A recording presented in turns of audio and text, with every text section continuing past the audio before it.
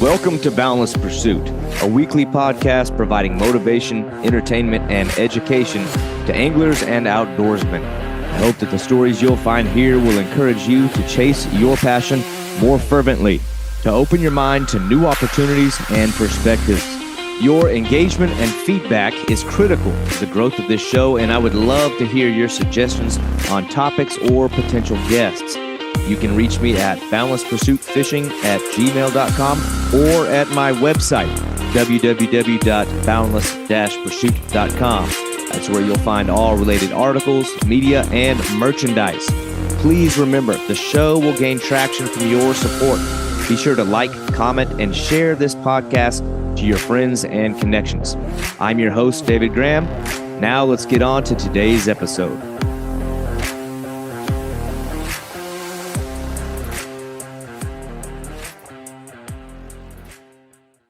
Today, we're talking big, toothy fish. I'm talking the fish of 10,000 casts, the muskie. And this uniquely American fish is high on my list. It's one that I've never caught, but it's probably the number one fish on this continent that I want to catch right now. And today, my guest is Justin Hokanson. And Justin's a muskie guide in the great state of Wisconsin, where the muskie is the state fish. And Justin has taken on this uniquely challenging predator as a guide, and he's made it even more challenging by pursuing them on the fly. Still, Hokanson bolsters his credibility on the pursuit of big muskie with countless trophy specimens on the fly each season. And what I like about the guy, he's just a down-to-earth dude who simply likes monster fish. And when he's not busy catching big muskie, this is a guy that likes chasing other monster fish like big lake sturgeon, pike, buffalo, smallmouth bass, walleye, and more. Justin is just a very well-rounded angler, talented in the pursuit of different species, but he is in deep with muskie,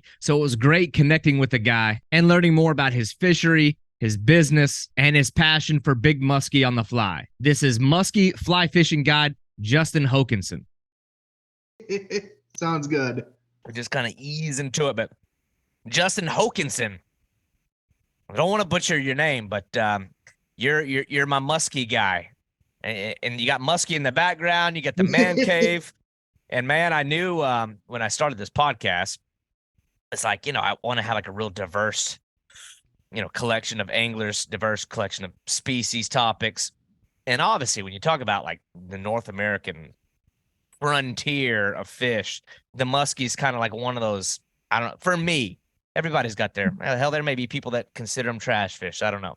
But for me, that's like one of those like top tier North American, just like American species. So I'm like, I got to find a good, solid muskie guy. So welcome. You're my muskie guy. Yeah, so thank you for having me. Wear the badge with honor. And I know that there's more layers to you than that. Like I mentioned before we hit the record button, I kind of know you as another one like the rough fish guys. Yep. Sturgeon, the buffalo, suckers. A lot of variety, but it seems like the bread and butter is the muskie fishing. And what I thought was interesting about you is you're not just a muskie angler, you're guiding for them. So you took something that's already hard and you made it 10 times harder by bringing somebody on board. And then not only is that hard, you took that, made it 50 times harder, and you do it with a fly rod. Yep. Like, God, this guy just wants the hardest life imaginable. But you're going to be educating me a lot in this conversation. It is kind of like still like a dream fish for me. Yeah. But correct me if I'm wrong. Did y'all not just have is it like season opener or whatever there right now? Like you're right in the mix of it right now, aren't you? So here in Wisconsin, we have two different muskie openers. There's the southern muskie opener, which that is anything below Highway 10. And then there's a northern muskie opener that is above Highway 10. Each a different date. The southern opener is always the first weekend of May. The northern opener is always Memorial Day weekend. Okay, and is it just like a bum rush of muskie anglers getting out there? I mean, is it like World War III out there? Yes, it is, especially depending where you go. Like there's a reason why I don't really fish southern opener anymore, just because it's a bum rush to a very limited area, because there's still quite a bit of water set there. It's all the muskie anglers from Minnesota, Illinois, Iowa, and of course from northern Wisconsin, I'll go down to southern Wisconsin, trying to get all on that limited waterways to fish them. Oh yeah. Then for northern opener up here, I avoid Green Bay because that is literally playing bumper boats out there on opener for muskie. Oh no. Versus where we went this past weekend, we saw a total of maybe 5 other muskie boats, and that was it. Well, I would think, I don't know, it's one of those like rare quarries where it's not like if there's bumper boats, everybody's getting in on the action. It's like, it isn't like this plentiful resource, at least based on what I've read. Yep. Fish of 10,000 casts, or is it 1,000 casts? All I know is it's one of those fish that, like, by and large, is considered a needle in a haystack. You're lucky if you get one kind of thing. So I wouldn't think that other anglers welcome one another being in close proximity to each other. So is it like our tensions running high, or is there like a level of professionalism and understanding amongst all the guides? There's pretty well a mutual understanding. I mean, there'll always be certain people that clash, except that's with anything you do. There'll be always certain people that clash. If their boats are right next to each other, it won't be a good deal. Yeah. So most people are all there for one reason, and that's to catch a muskie. Right. Because I was curious about that. I didn't know if it was like people are like loosening the nuts on the other guy's trailer or any kind of crazy any kind of crazy stuff like that goes on. But now you've been guiding for them off and on. I mean, it looked like when I was looking at your page, it looked like it's something you're kind of rekindling or firing back up. I guided for, once again, it was only kind of part-time. I guided a couple years ago, did that for, I guided for a couple years, and then this year I decided to launch my own guiding company. Okay. And that's more long, so I don't have to work under another guide that gets all the trips themselves, and I just get any overflow. So launch my own company so it's just me. I'm my own boss. No one can tell me what to do. Right. Can kind of create my own schedule. Well, tell me a little bit about the guiding, because it's one of those things, I've never guided. I've don't know if I've ever even been interested in guiding. It's like, it's always kind of there. Like, you love the opportunity to educate and take people out and show them what you do. But at the same time, it's like, there's this pressure that looms that you got to like deliver. But man, you're trying to deliver a package to somebody that's so rare. Like, it's like the chance of failure is so great. So, the kind of guys that are going out there with you, I mean, I would imagine there's like a conversation that takes place from the get-go that says, that to where they understand that, hey, listen, we're going to go out there and we're going to fish hard, and, our chances may be good, maybe not be good. But I mean, how are you, when the first conversation or the first, email gets sent to you, or an inquiry to the guide service, like what is that, I don't know, that initial phase of conversation like with these folks that are reaching out to you? Well, it all depends on their skill level to a point. So, there's guys that would be hiring me that's been muskie fishing for 10, 20 years. And they know what they expect. If it's someone who's never even seen or even heard of a muskie that wants to try it, I need to kind of lower their expectations a little bit. Okay. Because they're not, even if the conditions are prime, if the fish are happy, things go wrong. It's muskie fishing. And I've had what should be a phenomenal days and just fish get lost at the boat. I've had times where the conditions were perfect and the muskies just weren't showing themselves. They make their own rules. Yeah, and they break their own rules. Right. I guess that's the smart thing, to kind of first and foremost assess the skill level, or get an idea of what you are working with, and then tailor the trip based on that.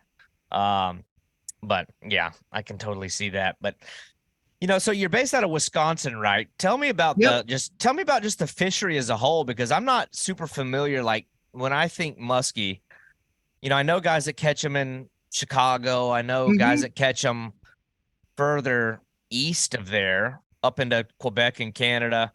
But I don't know what's like the premier place. Like, where does Wisconsin like stand, I guess, on the landscape of muskie fishing? Like, how does it measure up?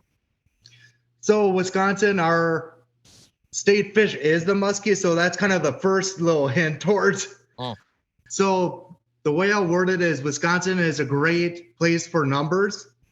Like there's some fisheries around here where if I wanted to guide them, I could almost guarantee a muskie because of how high dense the fishery is. Versus there are some of the fisheries that I work where one of the lakes I currently fish, and I will never guide it just because the density is so low. I've caught a total of 2 muskies out of that lake, and that's it.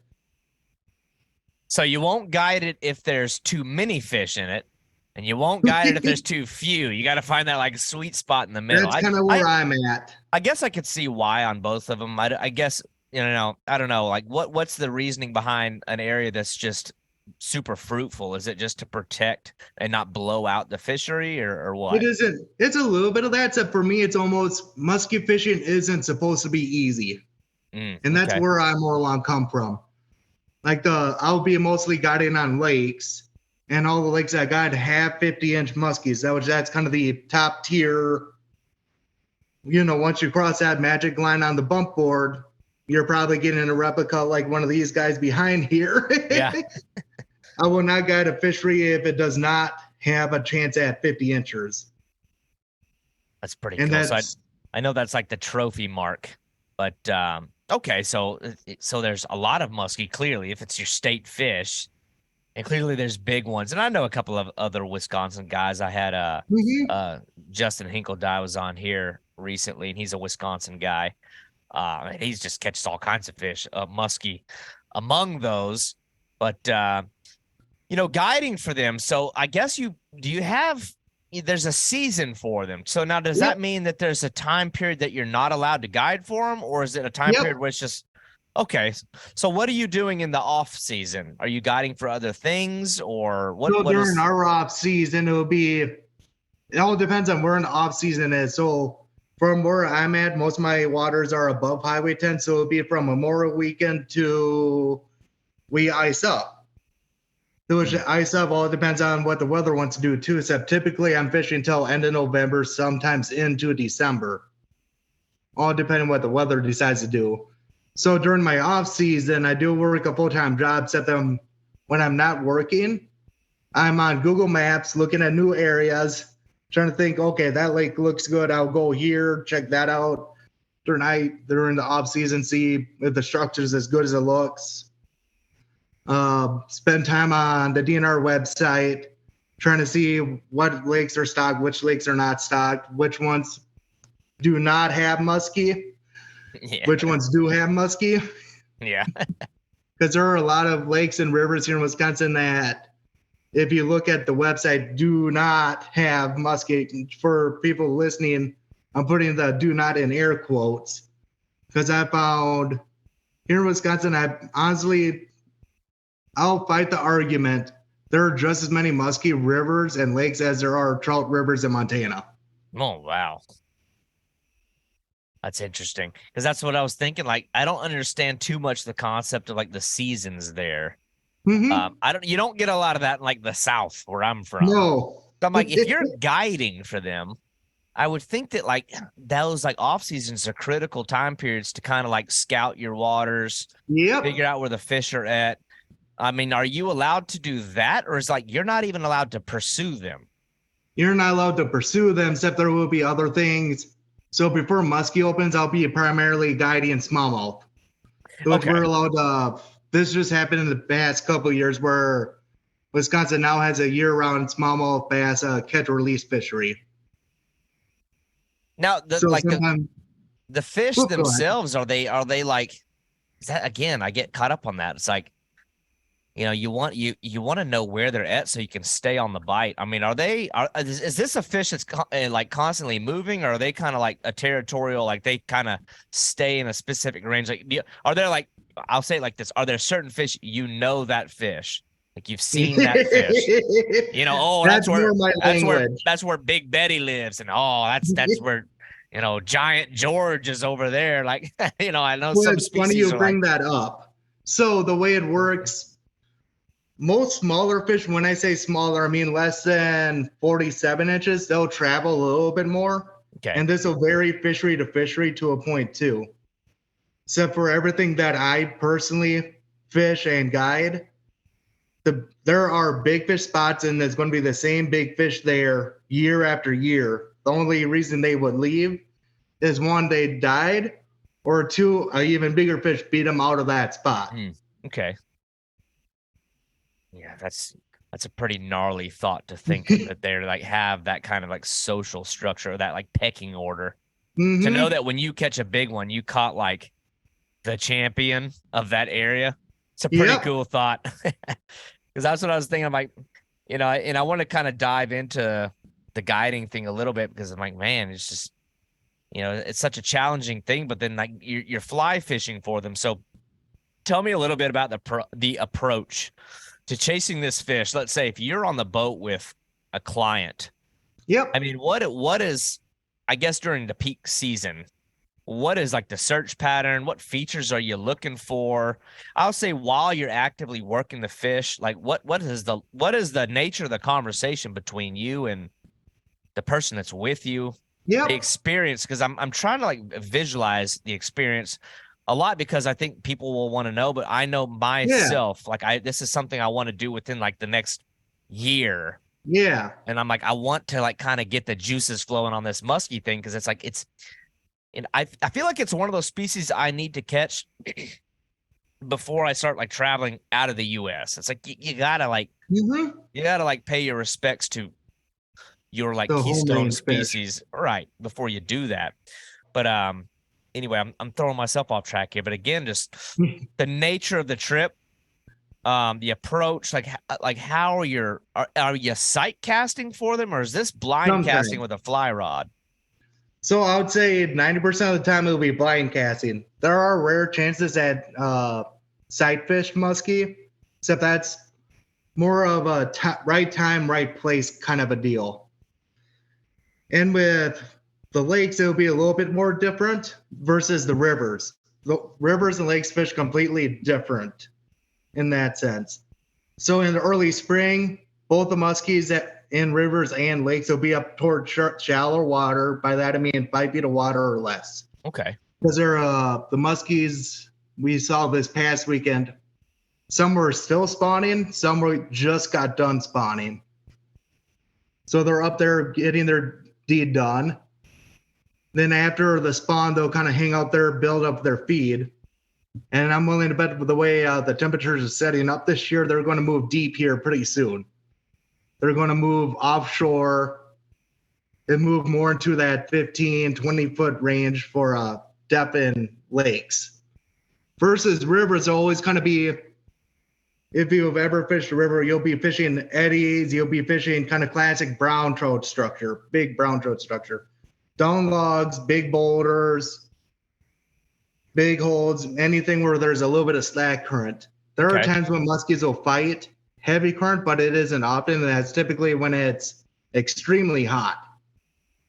Because there does come a time where, and we'll see how it goes this year, except I'm willing to bet it comes early, where we'll actually stop muskie fishing during the summer. Because once the water temps, for me, once they reach 78, I will not target them. Because you start to reach lethal, it could be potentially lethal for the muskies. Okay. Once you get above that, building up amino acids when you're fighting them, and just due to the lack of oxygen in the water. Typically, you'll get a longer season on a river versus a lake, just because a river generates oxygen, just through flowing over rocks and building oxygen that way. So the way the guide trips for me would work, I'd figure out what exactly they're looking for. They're just looking for just their first muskie, or if they want a trophy hunt, because that'll be a total different approach on how I'll take you. Mm-hmm. If you're just looking for your first muskie, or even just looking to try and get a few smaller fish in more numbers, I'll probably take you to one of the local lakes or one of the smaller rivers around here, just because they are a little bit higher density, except where there's still a good chance of getting a big one. So once I figure that out from the client, I'll address their skill levels. And it could be skill levels not even from fly fishing. It could be, oh, I've caught them on gear before. So at least then you kind of know at least how the muskies will be reacting and all that. Or it could be I have a trip coming up here, a guy that's done a lot of saltwater fly fishing. Okay. And that's something I personally love because it shows me you can cast long distance and accurately. Which that'll be very important coming up here. Yeah. And now, are there like deciding factors that will dictate, like, you know, I don't know, your approach or what the day is going to look like? Because I would think that, like, I mean, if it's a sunny day as opposed to like a sunny, calm day, as opposed to like if you wake up in the morning and you got thunderstorms rolling in, it's blowing 25 miles an hour. Is there anything that's going to keep you off the water? Was there pretty much like, we're grinding today. Like we're you know, we're going. Obviously, I mean, obviously not if it's going to be dangerous on the water. Yeah. But I mean, that's about the only thing that would keep us off is it actually being dangerous. Yeah. If it's pouring rain, we're still going. Now, fly fishing. The people that are coming with you, are they bringing their own fly gear, or is it like provided? And like the actual flies themselves, is this something where you'll make suggestions like, hey, you want to throw this color, you want to throw this, I don't know, I'm not a fly fisherman either, this size? So it'd be, I always will supply all the equipment. So if someone wants to bring their own rods, if they have their own flies that they love, you know, those are more welcome to come with. So at the same time, I'm willing to bet you'll be moving to one of my flies because this is what they're eating now. Right. Like this past weekend, their size didn't matter. This past weekend, we'll word it like that. They're eating stuff, you know, this big, 14 inches long. Oh, and they're also eating tiny little things like that, you know, 5 inches long. The main thing that we figured out mattered last weekend was that it had to have yellow in the color. That's interesting. So which for the lakes that we fished is pretty typical. They just like yellow. Because I wanted to get into like how they act as a predator and like, I don't know, like how specific they are with certain patterns or how opportunistic they are. But, you know, and I'm thinking too, like, is there specific bite windows? Is this one of those fish where like, oh, you got to get up, you got to be out there at the butt crack of dawn. It's a morning bite. It's an evening bite. Are you running trips at nighttime? I know it's sometimes nocturnal fish or, because I didn't know if this is one of those ones where like if the sun is high and it's a bluebird sky, it's going to be damn hard to find them or what? Yep, what it would vary on the body of water we would be going on. And I would kind of change it up based on the weather too. So if it was bright, clear skies, like it was this past weekend, we were working clear water, but we were working it deeper than usual. Since it was so bright and clear, they'd like to either hide right in the weeds or they'll be on just the outskirts of the weeds. And we end up finding them just on the outskirts. Versus if it's cloudy, they'll tend to push up even shallower just because they feel a little bit of cover from the sun. Then there are bite windows. And here's where I'll get a little bit controversial, if you would say. So in the musky world, people are firm. A lot of people, I won't say everyone, a lot of people are firm believers in majors and minors. And what that is based on is the moon phase. People are very firm about the muskies will only eat or even follow during a major or minor. Or during a good moon phase, at which the better moon phases would be full moon and new moon. Okay. Versus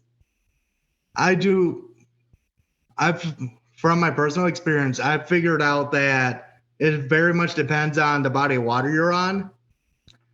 Like when we go down to Tennessee and fish down there, I figured out they very much do follow that rule of the bite window, where it's all based on the majors and minors. And even Minnesota is kind of that same point. Except that's one of the last things I personally look at is when the majors and minors are. And my reasons for that is every single one of my big fish here in Wisconsin, and I literally mean every single one of my big ones. When I say that, over 48, you know, at 50-inch class fish have come outside of a major or minor. Okay, that's interesting. So sometimes they break the rules. Yep. But so I know, like, when I watch a lot of musky fishing videos or I read about them, it seems like a lot of the strikes and the bites happen at boat side because of their Yep. tendency, like we mentioned, a lot of time to like very inquisitively or, curiously follow a bait. And then, like you see, and I know that you've probably done this with conventional gear when they start doing that characteristic figure 8 at boat side. But I'm thinking, like, with a fly rod, is that even an option? It's like, it just Yes, seems it like, is. now, how do you pull that off with fly gear? Because I look at that, I'm like, I can't see it. It seems like one of those ones where you bring the fly to the boat, and if they don't bite it by the time they get there, then you're out of luck. I mean, how do you pull that off? I mean, how do you? The one would be is the gear we're actually using for them with fly rods. We're not using little trout fly rods, 5-6 weights or less. Yeah. The average rod we're using is a 10 weight or a 12 weight. Those are meant for tarpon. They're meant for 100 plus pound fish. Okay. So they got a little good stiffness to them, and we're still performing that same figure eight. I personally prefer old, depending on the situation. Except, here's where I'll get a little controversial on the musky fly fishing side of things. A lot of the guys, when a muskie would eat boat side, they would let it eat and let the fish try to swim away a little bit. Then they would strip set into that fish. Okay. Oh, hang on a minute. Oh, you went mute there for a second. Oh, sorry. It like muted you. It's okay. Got to write down when that happened. So you said then they strip set and then what? Then they strip set it and then fight the fish out, put it in the net. Versus my approach with the figure eight, I come from a more gear standpoint of how to set the hook on them from the gear standpoint. The way I do it is I literally, when they eat boat side, try to break the rod. You won't break the rod. I've broken a rod once doing this, and that's it. So if you're basically throwing your full force and setting that hook, and I have not lost one doing it that way yet. Okay. Just because, in my opinion, if you let the fish swim off with a fly a little bit, there's a good chance it could just let go before you actually set the hook into them. And like the structure of their mouth, because I know that like a fly rod, even maybe the heavier fly rods, are you setting back? Or are you setting like up? So it'd be more, even with conventional gear, I set the hook kind of the same way. With the fly rod, if it eats it at a further distance, I'll strip set, which all that means is pulling the line through your hand and hitting them multiple times. Otherwise, when they eat in the figure eight, it's always down and towards the tail of the fish in the figure eight. Okay. Because I'm curious, like pulling that fly into its mouth further. Yeah. And like the structure of their mouth is always interesting to me because obviously you have the hazard of the teeth and the challenges that presents. But beyond that, is this like a bony structured jaw that's difficult to penetrate? Is it pretty soft? It is. Okay. Yep, it's pretty bony mouth, and I will say it is bony, but it isn't as bony as a bullfin. Well, like not many fish have that, yeah. Yeah, exactly. So if your hook is sharp enough, the hook of bullfin, then it's good enough for a muskie. Okay.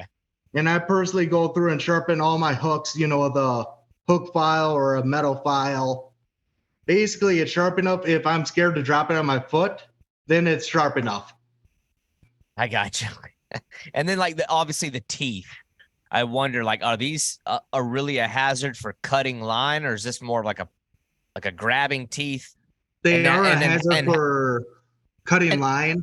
That's why I run wire on all my leaders for both gear and fly. And with the fly, I'm average for some of the smaller flies like this, I'll use 30-pound wire. Otherwise, anything above 5 inches big, I'm throwing 40-pound wire. Okay. And like now the fly itself, because you've been holding the flies up a few times and some people are listening, some people are watching. I want you to kind of walk through and obviously describe the fly, but how are you determining the colors? Because I know sometimes people will get really, really like into the weeds on, it's got to be such and such color and such this and that. Are you trying to match like a forage species that's local to them?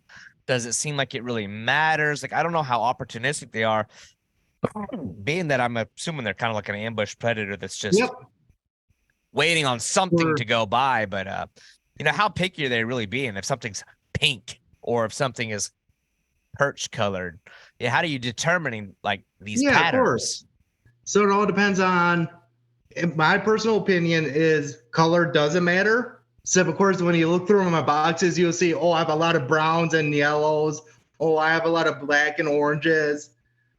So it's a little bit of hypocritical for me to say color doesn't matter. I just have my personal favorites. Yeah. Like a lot of the lakes that I'm running are perch fisheries where their main forage will be perch. So that's why I've got a lot of flies that are either brown and yellow or olive and yellow. Then I've got a couple fisheries where their main forage is 18-inch red horse. So I'll be matching up those colors where black and orange, brown and orange, anything like that. Like this guy here. Yeah, I want to see these flies because it's such an interesting tool. Are you tying these? Are you buying these? People that are only listening, like, just describe what you're holding there. I guess from the size of the hook, all the materials that are in that is, I mean, it's a big fly. It looks like a turkey beard. Geez. So for most musky flies, most of them are tied out of bucktail. So the tail on a deer. Yeah. That's what I would say. Easily 80% or more musky flies tied nowadays is using that material to build up the base. Okay, because I didn't know if you took a little bit off the back there. If you really get into a bind, you know what I mean? Oh, you kidding? Nope, not at all. Oh, geez. For those man-eating Then the other muskie. part of it would be feathers. Bucktail and feathers is what most musky flies are made of, and you can add in, there's a little bit of flash in there. I always like a little bit of flash. Mm-hmm. Some people like a lot of flash. I personally, there's like a fine line for me personally. And most of my flies, either I'm tying them up myself or I'm buying them. Okay. Like I have a bunch of friends that are fantastic tires. Like I don't have the patience anymore for tying some of the real simple stuff. I'd rather spend my time tying something really complicated, like this one's on 3 different shanks. Something that this took me 2 hours to tie. Versus if it takes 30 minutes or less to tie, I'd rather spend the money and have someone else do it. Yeah. Well, it's kind of a win-win because one, you can have the pride of knowing that you caught a fish on something you made. Conversely, if you're buying something your buddies are buying, it's like you're supporting, you're supporting your local tires. I know that's a whole culture there.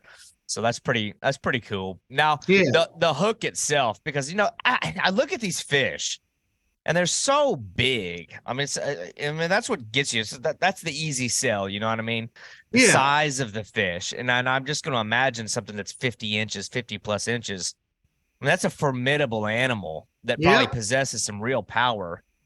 I mean, how big of a hook are you having to use? And then on the other side of that, I know kind of from a conservation standpoint, are y'all required by law to do anything with the hook? Do you have to shave the barb down, anything like that? You do not have to debarb the hook. Some people do just out of personal preference. Personally, for me, I leave the barb on.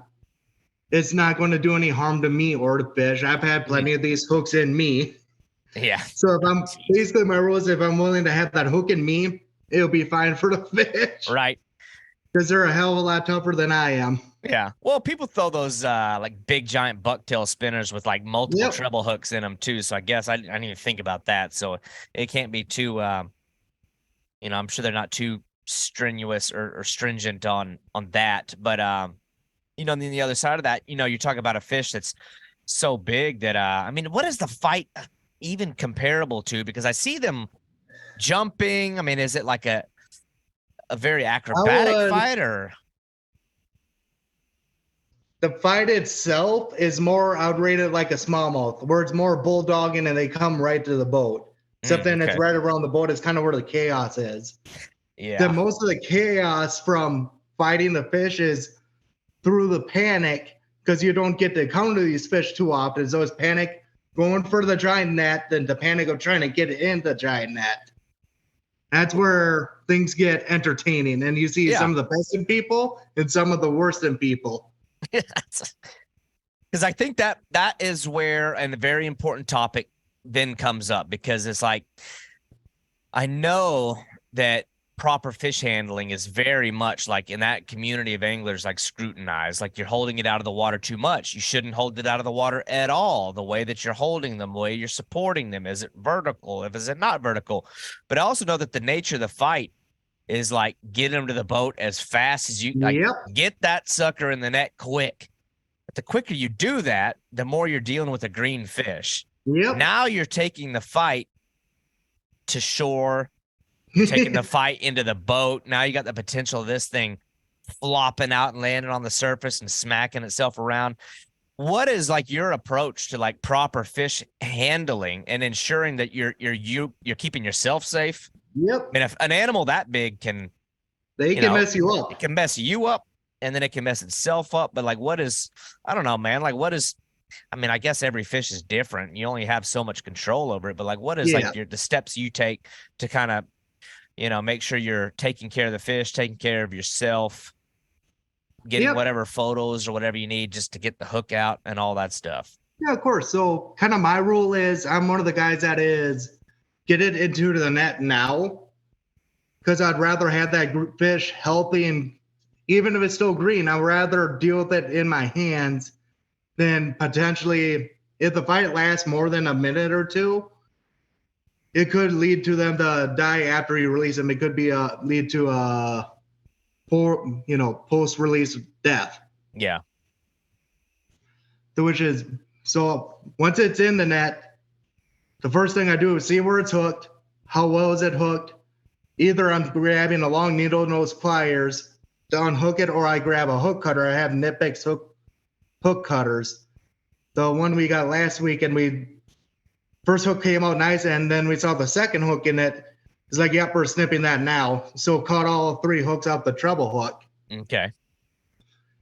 Then once the hook points are gone and the barbs are gone, you can just easily slide the rest of that hook out. Are you de-hooking them in the net over the side of the boat, or okay? Because I look at those nets too. I'm thinking like the kind of net it's gonna take to like to be able to contain. Well, the nets themselves are big enough to fit me in it. Yes. And I fit 60 plus in sturgeon in that same net too. Mm-hmm. And it's, so you'll treat the net as its own live well. Right. Okay. Because I see some people using like almost like a sling or something. Like it's like I don't even know what you call it. They're like 2 poles with like a piece of fabric or something under it. Cradle. Yeah, because I didn't know if you had if you favored one over the. I mean, I guess they'd be easier to get them with the net, but for me, I prefer the net over the cradle for a couple reasons. One, it's easier to do instead of that. For sure, with the cradle is a 2-man job. Except then the other issue you run into with the cradle, when you're pulling that fish into the cradle, guess where your face is compared to where the fish is and the bait is. Yeah. If all of a sudden it comes unhooked, guess where that bait's going? Ugh. Going right into your face. And I've seen it more often than not that as soon as a muskie gets in the net, it unhooks itself. Yeah, that's funny how that works. Yep. What?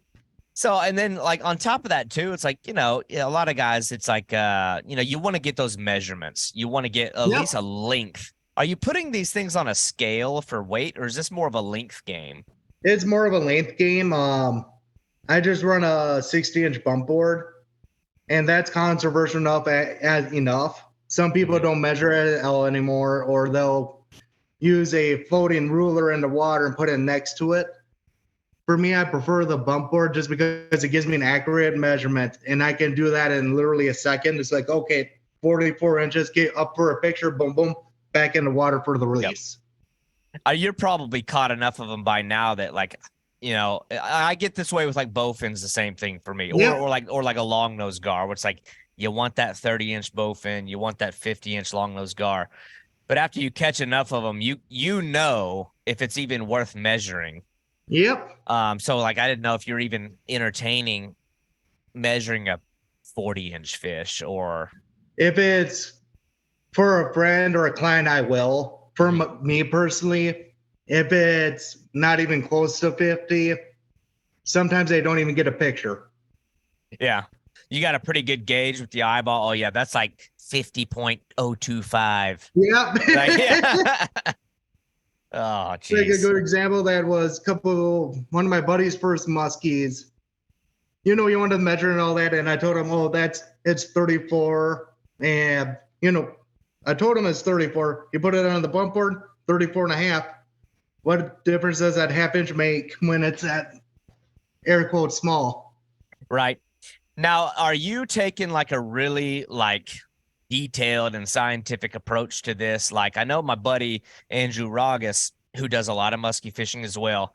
Yeah. He keeps like this massive logbook of like what the conditions were that day, the time that the bite came. I mean, every detail, the length of the fish, the time of the day, the location, the color it bit, to the point that you're accumulating. I mean, are you one of those guys that's like I used to be that for every all single in fish. Here now? Yeah. The only time I actually record it is once it reaches a certain size. Okay. That's when I start caring about. Okay, because I actually have several fish actually named. Yeah. So several of the big fish named. It's funny how that works. That's when I start carrying, because I kind of treat the big ones like I'm chasing a big buck. Yeah. Like where I'm literally trying to pattern it. Okay, it showed itself then. Wonder if it'll show itself under these same conditions now. Sometimes they do, sometimes they don't. Mm-hmm. Except it's when they do, I'd make sure that's a mental note, or I literally will write that down. Okay, this fish likes this moon phase, likes this time, can go down that whole list. There's a fish I have named, let's see here, that one is Jaws. That fish, I know it likes the full moon. It will feed the day before, the day up, and the day after the full moon. And it will feed at noon or at midnight, and that's it.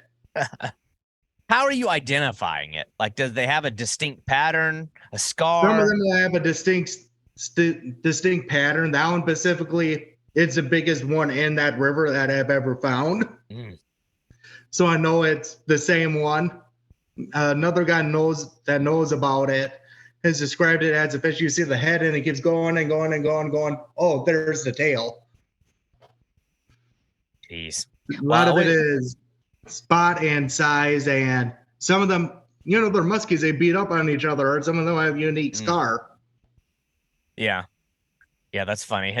There's a few species out there that are like that, where it's like people kind of know that. It's funny, and I know we mentioned the white sturgeon thing.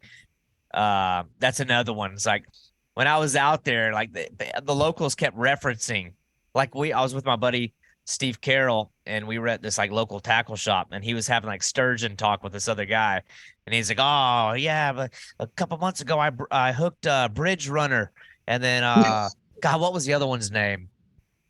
It was almost comical, but it's like a real thing. Like these fish are kind of like, it's they like ascend to this legendary level. Yep. So it's always funny when fish get to a point where they're identifiable like that. Very unique. But anyway, so you fish in a really dynamic fishery. I mean, with the lake sturgeon, the suckers, the buffalo. I mean, a buffalo is a sucker, but the buffalo, and then like your smaller subsets of suckers from red horse to things like that. The smallmouth, the pike, the walleye. So I love to ask this of guides, where like you occupy so much of your time chasing this one freaking fish. When it's your day off, what does Justin like to fish for? Or does does the muskie have your heart? Or is there like another fish that's really like, so for you, on my days off, I'm musky fishing. I gotcha. Like I'm probably going to go after one of the ones I have named. Spend a whole day chasing that one fish. Yeah. Probably won't get it, but And that's cool. So like going down that path, then I always got to wonder, when did the fascination with muskie start? Because like I said, you'll have so many fish, but for whatever reason, this one has captured your imagination more so than others. So then I always wonder, like, okay, well, what is it? Because some people will hang their hat on smallmouth, or some guys will just be like, I'm a walleye guy, bump these other fish. Like, why muskie? Like, when did that start? I don't know. When did you get into it? You know what I mean? As far as the actual age, I'm blanking hard. So I grew up from my history as a fisherman. I grew up fishing rivers, except I come from a family of farmers. It was fishing. It was something we did every once in a while. Yeah. I just happened to be the one that took it and ran with it.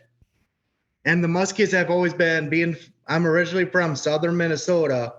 We would see, magazine covers. Oh, here's this giant fish on the cover. And it's like, ooh, what is that? So kept wanting to learn more and more about it. And it was during a 4-H project back when I was 13, I want to say, probably even 12. Did a actual 4-H project on muskie. Went to a Muskies Inc. meeting. That's kind of a big group up here nationwide, actually. Yeah. Went to one of their meetings, and pretty much as soon as I went to the meeting, I got, how do I want to word it? It sucked me in. Yeah. Because they had a big replica of this giant 55. It's like, oh my God, I didn't know we had fish that big up here. Yeah. So I got more and more involved with that group of guys, and they kind of took me under their wing and started showing me, okay, this is the gear you need. Here's kind of how the figure 8. And then with the musky fly fishing part of it, this was before it took off. It's kind of a big thing now. So when I first started, Facebook wasn't part of it. So the social media was rare to be found. Only thing I ever found I saw that there's a couple people doing it, and that was it. It's like, you know what? I'm getting the fly fishing, so I'm going to try to catch a muskie and a fly. That was a mistake. It took me many that's what I'm years. thinking. It's like, it's such a hard thing, but it's obviously when you're inquisitive enough, or you're just of the nature to want to challenge yourself as an angler. It's sort of like it's like a necessary skill set to learn. It's like, well, you gotta, in the spirit of being a well-rounded fisherman, you got to be able to have that in your arsenal. Yep. To be able to do, but I also wonder, it's like, somebody's got to teach you. I mean, who was like who's taught you? Like, it's just like, that's a hard one to just go buy and then get. There's a possum running around my backyard. This is exactly what I was telling you about. I'm telling you, this is Florida. But sorry. So, but I'm thinking, like, for me, my granddad taught me how to fly fish. I would have been so lost to try to do that on my own without his help. So, like, who showed you the ropes on that? I'm 100% self-taught. I got into fly fishing back when I was 12. That I remember distinctly. Bought a $20 Walmart combo. Literally the rod and reel were crap. Honestly, It was like, I want to learn how to fly fish, and just kind of ran with it further than my family even expected. Then it was we met a gentleman, ended up weirdly enough being a friend of my mom's on a random river, and he kind of showed me a little bit tips and tricks and stuff I've just picked along the way and just figuring it out myself mostly. Yeah. Because at the time there was no one to help me figure out fly fishing for muskies, so I just kind of had to figure it out myself. And it was studying the gear side of it's kind of what taught me the most. Because it's the same fish. You just have to take that same concept and bring it over to the fly fishing world. Yeah. Well, then, like, the fish itself, it's like, it's one of those ones that I think can just drive you crazy. But then, obviously, I guess I know enough now, talking to so many musky guys. You also have northern pike there. Yep. Which seems like the same fish, looks the same, but clearly behaves different. Why wouldn't you just stick with that? It's like it's an easier version of almost the same fish. The easiest answer is one, muskie get bigger on average. You know, we don't got those European-sized pike here in the United States. Yeah. If it was in Europe, it'd probably be a different story. I'll be just chasing pike the entire time. Yeah. So it's also, it's something you want to, you like the abuse. You like the pain. You like the grind.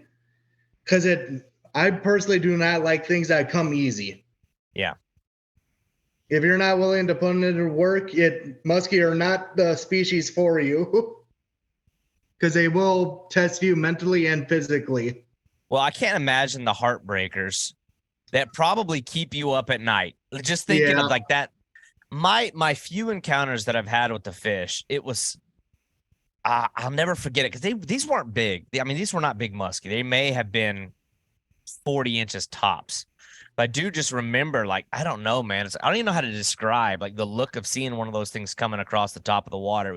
It was almost eerie because they didn't come at it with, like, a real, like, terrifying speed. It was, like, this bizarre, like, just, like, there's it seemed like there was a level of intelligence and, like, curiosity that was far beyond. A lot of fish just seem very mindless. Like, they're just programmed for eating. And you know they're supposed to do certain things, and I never forget like these fish just like the way that they followed my lure was so inquisitive. I'm like, that isn't like an intelligent animal.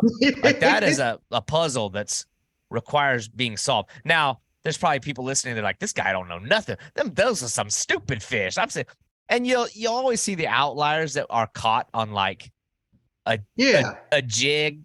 Those are the ones that throw me off. It's like when people are like ice fishing for like perch and then they catch a big muskie, like what the hell's happening here? Well, it's once again one of those things where muskies have rules, but they also break them all the time. Yeah, that's good though, but it keeps you guessing. But you know, I guess when you've failed enough time, you can't appreciate those moments where you catch, I'm sure, a 50-inch plus fish without having first logged all the failures. You know, it's like if you haven't failed 1,000 times, you won't really enjoy the one good time. So I guess I can see that. It's like the sweetest of victory, but the most bitter of, because on the flip side of that, I just can't. I mean, I don't know if you're probably like me, like I get really shaken up and like impacted by losing a big fish. Like it messes me up. Like it really screws me up. So I would think like after you have busted your ass for days just to see one, and then to finally have like all the stars align and like it finally happens, and that fish bites, and then you've got to see, like it's up to you. Like once it's on the hook, like you've got to seal the deal, and then you screw it up. Oh. I just can't imagine. Which it's also one of those things you could do everything right and you still lose it. Yeah. That happens more than I care to say. One of my good buddies, he's going to get his 50. It's just a matter of time. He does everything right, so then all of a sudden he still loses it. He's ready. Like a good example, 2 years ago, I knew about this fish. I knew I was going to eat that next day. So he hops in the boat with me, and we're working the structure, and I was kind of setting him up for the right spot. He made the cast, so he was using a 16-inch fly at the time. Fly lands, he gives it one little strip, just it looked like a submarine coming up. Ugh. And I yelled his name, and he already saw it, so it was game on. Another strip kind of shot up to it, and the very last strip, it inhaled that whole 16-inch fly. He strip set into it. Everything was going good. I was running for the net. Got the net extended, and it broke his leader. Oh, no. The only thing that made us feel good was we saw the fish throw the fly. Okay. So it didn't have any hooks in left in it. Because that's like the double whammy. It's like now you got to wonder if you killed a fish. But, geez, that's crazy. Just well, you know what? You say that it's y'all's state fish, so I guess that kind of like answers my next question. But I always think it just seems like by and large across the country, big, scary looking spooky fish don't have great public perception. You know what I mean? It's like people get scared. It's like like they get cast into a certain category of fish. It's like, ooh, yucky, they do. like yucky, gross fish. How are they received in that area? Like, I mean, is this a fish that's like that people are welcoming of and enjoy, or is there's like the walleye guys like, oh, them things are eating up all the walleye, and there's a hard line there. Yeah, I would say most people be welcoming of them, especially here in Wisconsin. Go to Minnesota, it's a different story in Minnesota where it isn't, a war, but you might as well be a war between walleye guys and musky guys. Because some there's walleye guys will go out, catch them on purpose and just kill them just because they don't want them in their lake because they're eating all the walleye. Yeah. When I've seen more walleye and walleye stomachs than anywhere else. Right. Well, it's funny because like you think of it being a fish that it's hard enough to catch, like when you want to catch them. And it sort of like defies the idea that they're just swimming around mindlessly eating anything that gets in their path. So it's like, I don't know. I always get fascinated because every area's got that. We mentioned alligator gar before the start of this episode, and it's like, well, you know what? They're a little bit like that. I actually think, I don't know, man. People aren't that crazy about other gar folks get like that with. Alligator gar are actually somewhat welcomed in the areas that they have a stronghold, which is nice to see. But it's just funny when you see that. It's like, oh, it's big, it's scary, it's got mean teeth. It must be the devil. It's like, it's just funny how that works. But the other side of it that I get curious about is, I always wonder like who is making these trips, like the client base. And I ask this of so many. I've had other guys on this podcast that are guides, and I always get so curious because like, I envy that, like that opportunity you have to like meet new people. It's fascinating. You know what I mean? Like you get to be a steward of this fish in like such a cool way to where it's like you're speaking on their behalf, you're educating people. Some people, like you said, some folks are coming, they're equipped with the knowledge. They just want to experience the fishery. Other folks, though, I mean, are you getting people from different parts of the country? Are you getting international clients? No international clients yet, except that I know a bunch of guys that get clients from all the way from Sweden. Okay. Because even when I was over there on a trip a couple years ago over in Europe, anyone that had pike fish over there, all they wanted to talk about was musky over here. Yeah. That makes sense. I guess most of them are from, I've got a trip coming up that the guy lives an hour away and that's it. He just wants to learn more. And I love that. Okay. Yeah. And I have people coming from out of state that have never seen one that want to experience what it's like. Yeah. Because I figured some of it's the fishery too. You get the guys that like the bass guys that will travel the entire world to catch largemouth bass. They'll go to California, Mexico, Canada, Japan, all to chase the same fish. But it's, and it's easy to sit back and be like, what an idiot, what a dummy. But I also understand it's like sometimes the experience transcends beyond just the fish. It's like you want to know culture. You want to know geographic areas. It's different layer to it, but it's pretty cool. And it's something that, some guides are very specialized in certain areas of the musky world. Like anyone that guides on Lake St. Clair for musky, they're pretty much known as a place. If you want to hire a guide, you're going there to learn how to throw rubber for a musky. That's kind of their big thing on that fishery versus I'm here doing it on the fly. So some people want to learn how to do it that way. Yeah. Because it is as similar as it is to the gear fishing for them, it is different. Well, if I ever come up there and fish with you, it ain't gonna be with a fly. I gotta knock the species off first. Even if I gotta stick a treble hook in a sucker's head, maybe I don't want it to come that easy. But I'm just saying, it's one of those fish I just want to encounter first. Yeah, of course. And like hold and respect and know. But I would not be opposed to trying with the fly. I actually, I got buddies down there in Texas that do a lot of, and this is a growing culture of fishing too, is the fly fishing for alligator gar. Yep. And I don't want to like jump off the musky thing and keep it, it's just hard to not like have some parallels because it's two big fish with teeth. Granted, behaviorally, just they're not even comparable. It's just two completely different fish. But you're getting a lot of these guys that are like specifically fly fishing for alligator gar. A lot of people think of that as a species that's just this dumb, slow moving, eat a chunk of bloody carp off the bottom. But they will be an active predator, or at least an ambush predator that if you put it in front of their face, if all the stars align, you can catch them on a artificial lure. And I got some buddies down there that do it. I'm like, man, and I've caught a lot of alligator gar. Well, I wouldn't say I've caught a lot of them, but I've got enough experience with them. But I would love to do that. I would love so much to go catch one on a fly. That's so cool.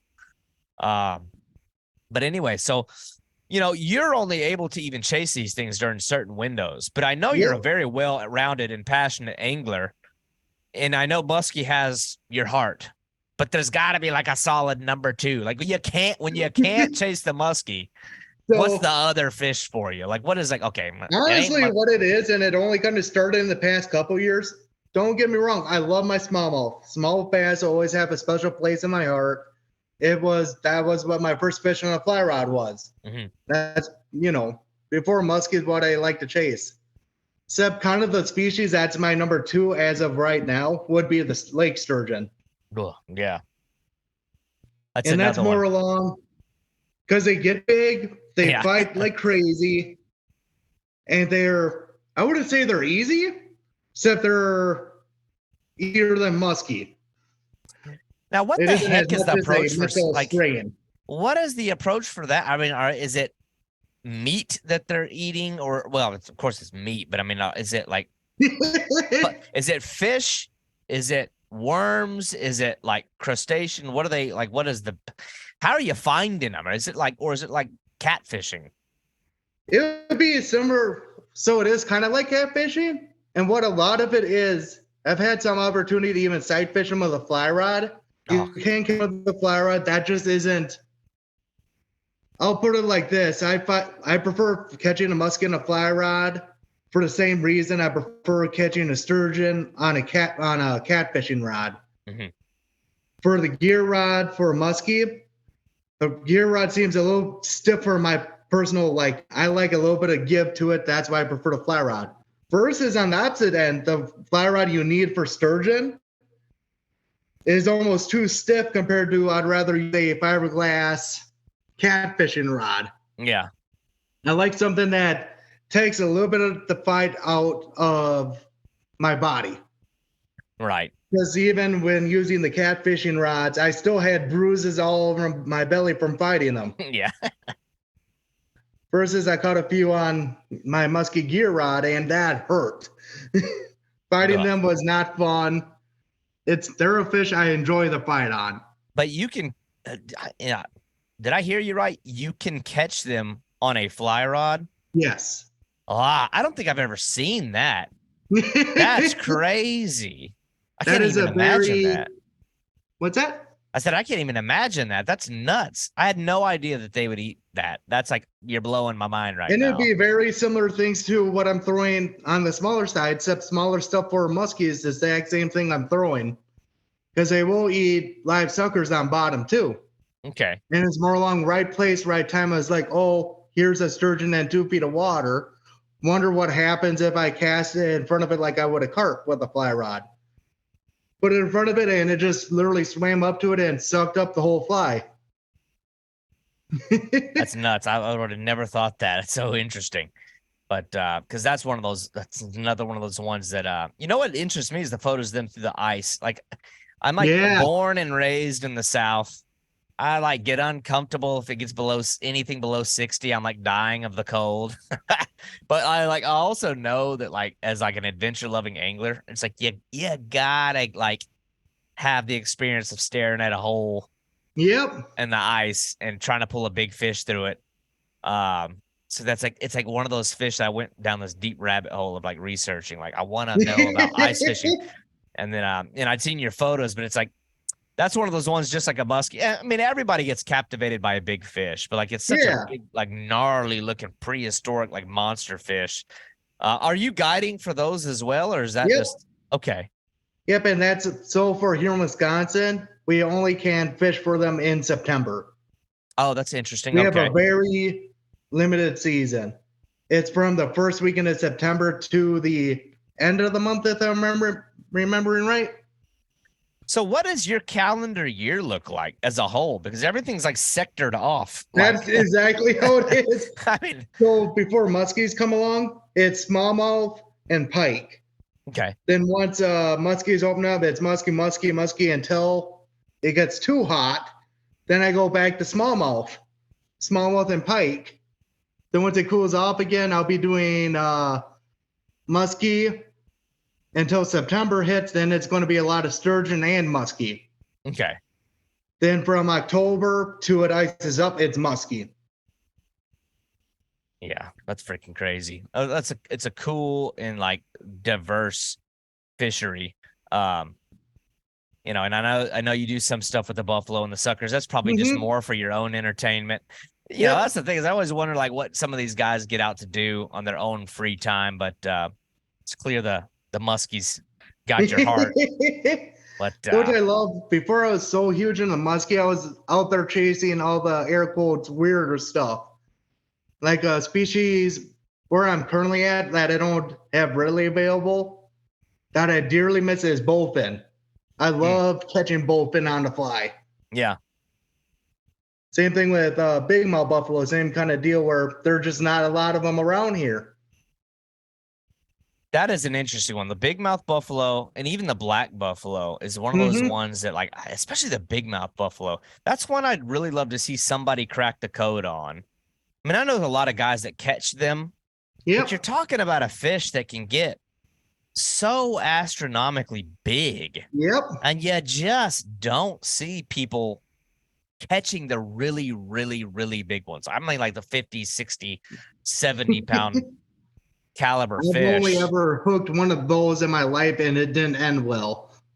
Using musky size fly fishing equipment. Yeah.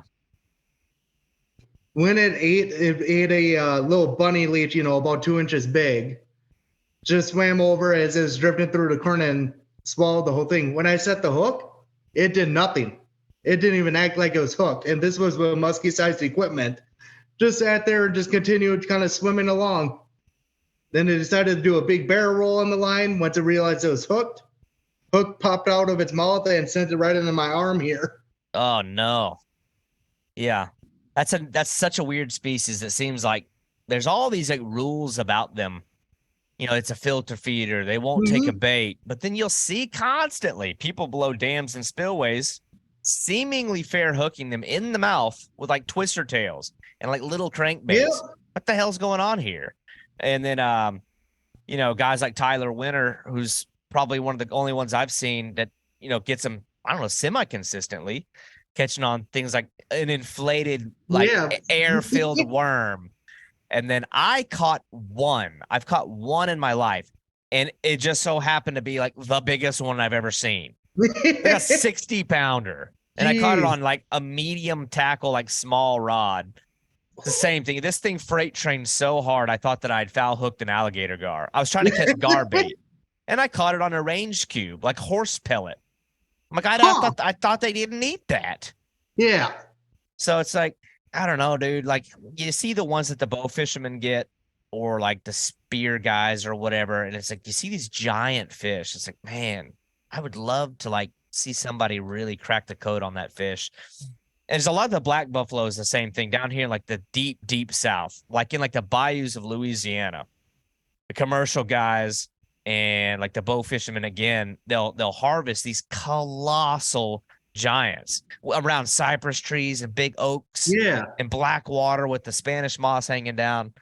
You just don't see it. It's like, I would love to see somebody like deploying like the European tactics for these suckers down here, but nobody's cornered that scene yet. But I would love to see somebody burst on the scene and do that, because that's one of those. It's another one of those like North American giant fish that flies under the radar a lot. And I got my buddy Austin Anderson. I've shouted him out on this podcast 1,000 times. He's kind of like the big buffalo guy that I know, but it's like that's out in Texas. But I don't know, those big mouth buffalo, that's a weird one. That's such an anomaly. They really are. And the only time I've really got into them, I think is one, there has to be a good population of them. And two, I think it's more of a curiosity thing. Like if you think of a little kid, the only way they learn not to touch hot stuff is by they put their hand on the hot pan. Yeah. I think it's something that's like, ooh, what's this pink thing flowing through the water? They don't have hands, so they have to put it in their mouth. Yeah, that kind of makes sense. Yeah. I don't know. Anytime you see a fish that gets that big, that sustains itself on such small food, that automatically presents like a real unique challenge from an angling perspective. It's like you got to be able to go, like, you got to be able to accommodate for that size with this little gear. But yeah, that's just a crazy one. That's one of many. So, but you've obviously, Wisconsin is your home waters. And you specialize in Wisconsin's premier fish, state fish. It's kind of cool you'll have a state fish. I don't even know if Florida has a state fish. I need to research that. I wonder what it is. Do you have trips in mind of I don't know. I love to know like where people's mind is at for like, if you went and traveled somewhere, either within the States or elsewhere. You got any other type of fish? Like I know we talked a little bit before we got started here, except I really want to get my alligator gar. Whether it's with fly or with gear, I'm willing to do both. For me, it'd be just really cool to do it on the fly. Yeah. Then, of course, the white sturgeon is the next one. And that's as far as it for in-state fish that I can think of off the top of my head. Otherwise, there's a lot of traveling I want to do for muskies. Like there's a ton of Canadian water and other states I want to visit for muskie. Yeah. Because I've caught in Minnesota, Michigan, and Tennessee. I really want to get out to West Virginia, explore their fisheries because all the fisheries are a little bit different. It's just a new learning experience. Yeah. Sometimes it's funny to see how certain fish behave different, like geographically too. It's like it'll kind of surprise you. We talk about the bowfin thing. I got to be like the only guy that is like, I have fished for that fish in 7 different states. It's the same damn thing. And it isn't because I wanted to. It's because we grew up moving. Like I had a lot of opportunities, but it has been very unique to see how they behave differently in some areas as compared to others. So even if just that, it's kind of fun to go chase the same fish in different places to see what you thought you knew, you didn't necessarily know. It's like, no, you just know your fish. Like you just know like that, but I totally get it. And I couldn't encourage you more. Like I said, like we talked about, sector off a long weekend, lay down a great game plan. And if you want to go chase alligator gar, even on the fly, I got some resources. I can send you I would love that. the names of a couple of guys that specialize in it. And with the white sturgeon, it's kind of the same thing. At least the nature of that fishing is, at its core level is just sticking a chunk of meat on bottom. And it's like, I don't know, man. I feel like as American anglers, the muskie kind of falls into that same category. It's like, you've got to take some time to catch the biggest, like the ones like that is like our fish. You know what I mean?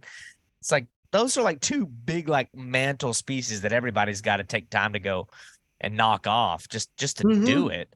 But yeah, well, you're sitting there right on a gold mine of one of the ones that's big for me. But yeah, that muskie, that's a big one for me. But man, Justin, I know we're getting a little close on our time. Okay. I got kids I gotta cook for and things like that, but you're running a business, you know what I mean, and I want to support that, and I want to support good people. I've been following your stuff for a while. I would consider you good people. Thank you. You clearly respect you clearly respect our native species and a lot of the fish that need more respect. But people who are interested in going to catch these fish, it's a bucket list fish. I fall into that category. Where could they go to find you, like your business page? personal websites, Instagram? How could they reach you if they wanted to like see some of these muskie or set up a trip? Yeah, of course. So the easiest way to contact me is it's a same website for this website for the Facebook and for Instagram, where it's Musky Fly Fishing Guide. Then for the website, of course, you add in .com after, except that's how you'll find me on Facebook. That's how you'll find me on Instagram. Then if you want to take a look at, I just got the business page going. If you want to take a look at more muskies and all that, my personal page is Grumpy Fisherman on Instagram. Well, you've been nothing but pleasant so far in this conversation, Joe. I appreciate that. Maybe when you have had a tough day of musky fishing, you get grumpy. So at least you haven't lived up to your name on here anyway. But yeah, I couldn't encourage people more. If you want to go see big, gnarly looking musky or the sturgeon, all the other species that you're catching, people got to go check it out because it's some awesome stuff. But yeah, man. And you kept it simple. Musky Fly Fishing Guide. You didn't get too fancy with it. Yep. You're probably a pretty easy guy to find. But I like to keep it that way. Yeah, well, Justin, I appreciate having you on here. And man, I think you did the musky justice. I appreciate getting you on here, dude. Yeah, appreciate being on. All right, man. Well, I'm gonna let you get to it and we'll be in touch, all right? Yep, sounds good, dude. All right, man. Take it easy. Thank you for listening to Boundless Pursuit. Tune in each week as we bring stories and insight from uniquely talented anglers and outdoorsmen. And if you enjoyed this show, I want to hear from you. Be sure to leave a 5-star review, as this is going to drive the growth and exposure of this show.